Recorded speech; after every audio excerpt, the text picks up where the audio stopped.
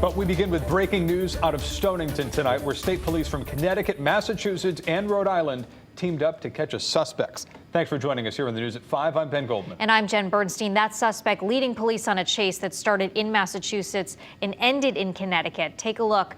You can see this is a map right here. Massachusetts and Rhode Island State Police assisting in this pursuit. The situation beginning around 11:45 this morning on I-95 in Westport, going through Rhode Island and ending in North Stonington. Let's get right out to Fox 61's Carmen Chow, who's live in Stonington with the very latest. Carmen. Ben and Jen, that suspect has been identified as 36-year-old Ian Grant of Massachusets. State police say he was driving a white Toyota Tacoma, of which we just saw was towed away from the scene here. You can see roads have reopened and state police are no longer here at the scene. But take a look at this video out of Westport, Massachusetts, where the pursuit began. You can see heavy police presence from multiple agencies teaming up to track Grant down.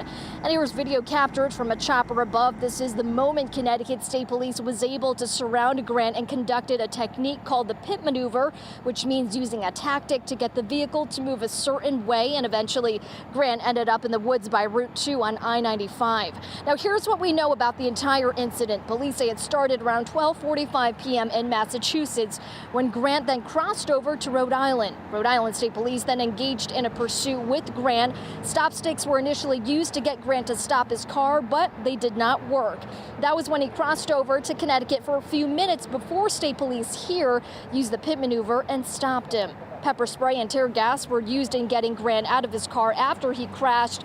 Police say they are still investigating if Grant had weapons in his car, but what they do know is he had firearms of which he did not discharge. Police will be looking to see how many firearms he had, and it is unsure if he was on drugs or alcohol. Massachusetts State Pursuit termination techniques were used to safely end the pursuit. Members of the Rhode Island State Police tackle team were on scene and were able to safely get Grant into custody. Grant was then transported to an area hospital for evaluation.